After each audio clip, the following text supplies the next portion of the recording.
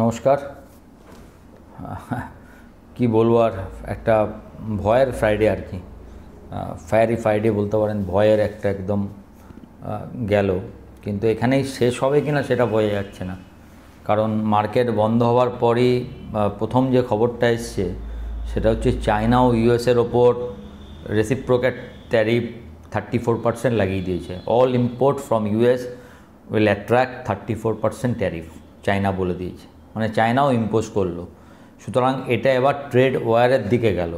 যে তুমি আমাকে আগের দিন যে কথাটা বলছিলাম যে বক্সিং ম্যাচ হলে আপনি যতই শক্তিমান হন, উল্টো দিকে দুটো ঘুষি তো আপনাকে খেতে হবে।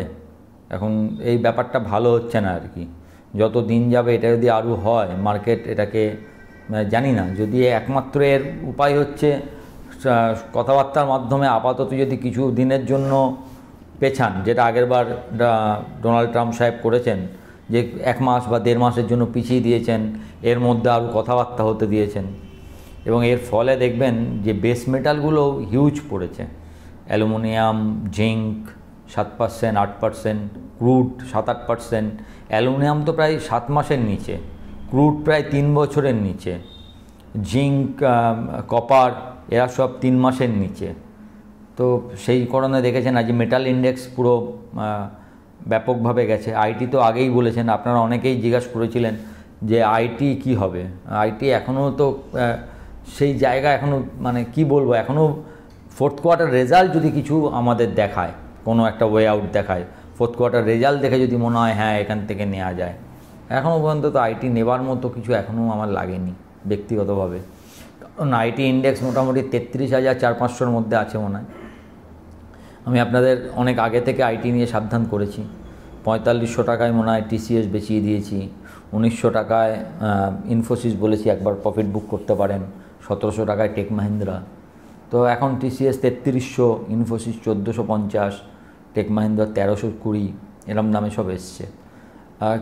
কিন্তু আমি মেনলি ওয়াচ করতে চাইছি আইটি ইন্ডেক্সটা 32,000, এবং 32,000 যদি কোনো কারণে ভেঙে যায় তাহলে আরও অনেকটা নিচে আসতে পারে, সেটা আমি এখনই বলতে চাইছি না। 32,000 আপাতত আইটি ইন্ডেক্স এলে ওখান থেকে হয়তো একটা ছোটো বাউন্স ব্যাক হলেও হতে পারে। ফোর্থ কোয়ার্টার রেজাল্ট বলে দেবে যে আইটি এখান থেকে নেওয়া উচিত নাকি না এখনও ছেড়ে রাখা উচিত। তো I am waiting for fourth quarter result. Fourth quarter রেজাল্টের আগে মার্কেটকে ভেবে নিয়ে লাভ নেই।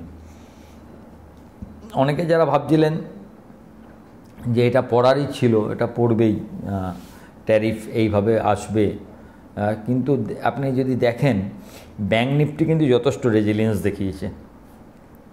যেখানে নিফটি প্রায় 1.5% পড়ে আছে, 1.5%-এর বেশি, 345 পয়েন্ট, সেখানে ব্যাঙ্ক নিফটি খুব মানে মেয়ার 0.18% পড়েছে। যদিও মিড ক্যাপ স্মল ক্যাপ পুরো ধুয়ে দিয়েছে, 4%-এর ওপর দুটোই। তো ব্রড বেস সেলিং আছে, কিছুটা হিন্টস দেয়নি সেটা বলা ভুল হবে, কারণ কালকে দেখবেন এফআইআই সেলিং এসে গেছিলো 7,000 কোটি টাকার ওপরে, তিনটে মিলিয়ে, ক্যাশ, ইন্ডেক্স এবং স্টক ফিউচার।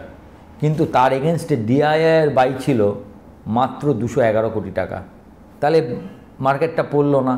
তার মানে কিছুভাবে কোনোভাবে যাই হোক কেউ একটা কেনাকাটি করেছে, কেউ ভেবেছে যে এখানে কেনাকাটি করা যায়। তো ছোটোখাটো স্টকগুলো ভালো জায়গায়, বিশেষ করে ব্যাংকিং স্টক, আমার কালকে যেটা লাগছিলো সেটা হচ্ছে ব্যাংকিং স্টকগুলো। কিন্তু এরমভাবে এত মেহেমে তো ব্যাংক যথেষ্ট আজকে, তার মধ্যে যেটুকু ব্যাংক থেকেছে সেটা খারাপ নয়। তবে যদি আরও মার্কেট পড়তে থাকে সেক্ষেত্রে ব্যাংকেরও এই জায়গায় থাকা মুশকিল হবে আর কি। কারণ মার্কেট যদি আজকেও আবার ধরুন ডাউ আছে, এখনই 300-350 পয়েন্ট মনে হয় ডাউ ফিউচার লোতে দেখাচ্ছিল, এটা যদি আজকেও 1,000-1,200 পয়েন্টে যায়, আপনাদের হয়তো মনে আছে 44,000 ডাউ জোন্স আমি বলেছিলাম যে Dow Jones set to come near 40,000 level. তো 40,500 এসেই গেছে, 44,000 ছিল সেদিন। আমি একটা কথা আপনাদের বারবার এখনও বলছি, আমি জানি না আপনারা এটাকে কতটা মানবেন, তবু আমার ধারণাটা বলছি, এই ট্যারিফটা কিন্তু বেশি হার্ট করছে আমেরিকাকেই, যতটা না অন্য দেশকে হার্ট করবে। আমরা হয়তো ওর এফেক্টে কিছুটা পড়ছি, কিন্তু মোস্টলি আমেরিকা ইজ হার্ট। আমি উনি হয়তো ভাবছেন কি জানি না, কিন্তু আপনাকে আগের দিনই বলছিলাম যে মেটালের ওপর ট্যারিফ লাগাচ্ছে। একদিনে তো আর মেটাল ওখানে উৎপাদন হবে না, এটা একটা ফ্যাক্টরি লাগাতে হবে, উৎপাদন হবে, এই 2-4 বছরের ব্যাপার।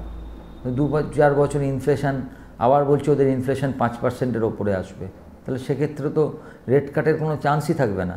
তবে আজকে খুব দুটো ইম্পর্ট্যান্ট আছে, আপনারাও দেখবেন। 8:45 মনে হয় ওদের কিছু ইকোনমিক ডাটা আসবে, তারপরে মনে হয় পাওয়েল সাহেবের একটা বক্তৃতা আছে 11:45 সময় ওদের টাইমে, বা আমাদের টাইমে আমার মনে নেই। এই দুটো আছে, এই দুটোর দিকে আপনারা একটু লক্ষ্য রাখবেন, খুব ইম্পর্টেন্ট ইভেন্ট। আমি চেষ্টা করব এর আপডেটটা আমার টেলিগ্রাম চ্যানেলে দিয়ে দিতে। এই জন্যে আপনাদের বলি, আজকেও আমি ওদেরকে বলে দেবো টেলিগ্রাম চ্যানেলের লিঙ্কটা প্রথম কমেন্টে দিতে, কারণ আপনারা টেলিগ্রামের সঙ্গে যুক্ত থাকলে কি কি হচ্ছে মার্কেটে সেটা সঙ্গে সঙ্গে জানতে পারবেন।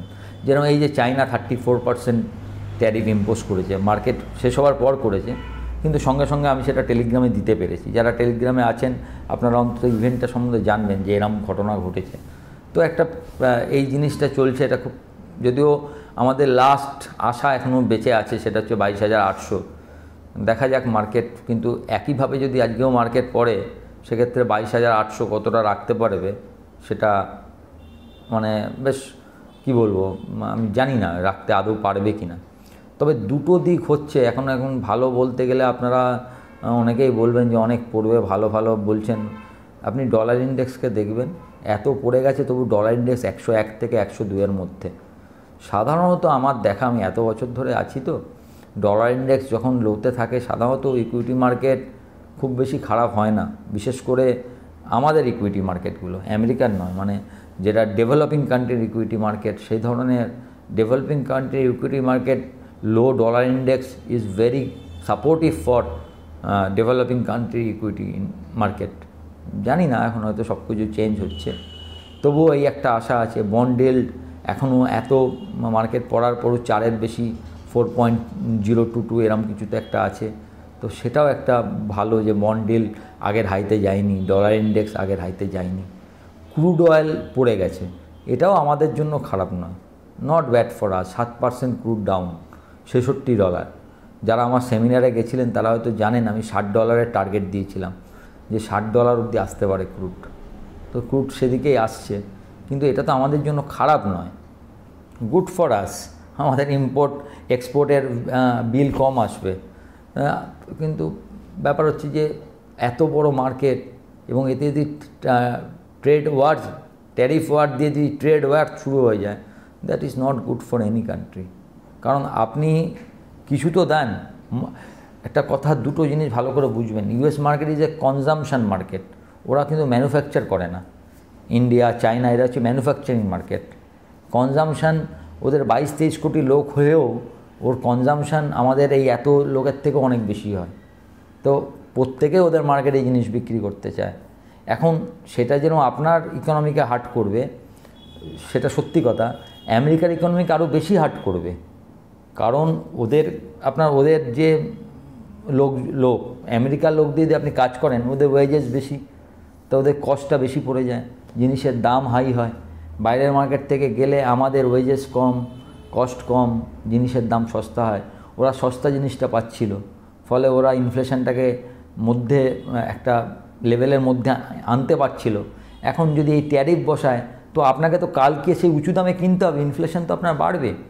আপনার যদি কেউ আমেরিকায় থাকে জিজ্ঞেস করবেন, আমি 2-1জনকে খোঁজ নিচ্ছিলাম, তারা সবাই বলছেন যে ভীষণভাবে ওখানে নাকি দাম বেড়েছে। তো আমি জানি না ট্রাম্প সাহেব করছেন, ওনাকেও তো ওনার যারা করেছে তাদের প্রতি ওনার দায়বদ্ধতা আছে। এখন উনি বলছেন যে তারপরে দেখবেন যখন মার্কেট এতটা পড়ে গেল, ওনার একটা সাক্ষাৎকার নিয়েছে, আপনারা দেখেছেন কিনা জানি না। প্রথমে বললেন যে এত বড় ঘটনা ঘটেছে, এটা তো হবেই, কিন্তু চিন্তার কোনো কারণ নেই, market will broom, America will broom, এসব বলে ছেড়ে দিলেন। তো ওটা এখন মার্কেট উইল বুম, দেখা যাক সত্যি করে মার্কেট বুম হয় কি না। এখন আমাদের মার্কেটে 22,800, এখন খুব একটা বেশি কোনো রিস্ক নেবেন না। আমি কালকে যে ধরুন IDFC ফার্স্ট ব্যাঙ্ক, আজকে যখনই দেখছি মার্কেট পড়ছে, আমি 58-59 টাকা স্টপ লসে কেটে দিয়েছি। আমার লস নেই তো, 57-58 নিয়েছি, 58-59, 58-54 মধ্যে বেরিয়ে গেছি। কারণ আগে হচ্ছে সেফটি। এই মার্কেটে সবথেকে আগে দরকার রোজগার করাটা পরে, ফার্স্টে যেন টাকা না লস হয়, এটা ফার্স্ট দেখতে হয়। টাকা লসের আগে আপনি বেরিয়ে যান, তারপরে রোজগারের কথা ভাববেন। তো এখানে আমরা সমানে আমরা এক্সিট নিয়ে নিয়েছি, কারণ ওইটুকুই আমাদের দেখার, এর বেশি কিছু নয়। একইভাবে মেটালগুলো এতদিন পরে মেটাল এই ইম্পোজের পরে এই ফার্স্ট মেটালের অবস্থা একটু খারাপ হলো, যেহেতু প্রতিটা বেস মেটালের দাম এরম পড়ে গেছে।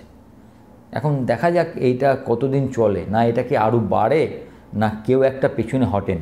যদি এখান থেকে ট্রাম্প সাহেব একটু পেছনে হটেন যে ঠিক আছে আমি আপাতত 1 মাসের জন্য ট্যারিফটাকে তুলে রাখলাম, এর মধ্যে আমরা নিজেরা এতগুলো দেশের মধ্যে আলোচনা করে নিই কীভাবে আর একটু কম সম করে ব্যাপারটা করা যায়, সেক্ষেত্রে হয়তো মার্কেট একটা ভালো হতে পারে, একটুখানি একটা বাউন্স ব্যাক দিতে পারে বা কিছু একটা বললে।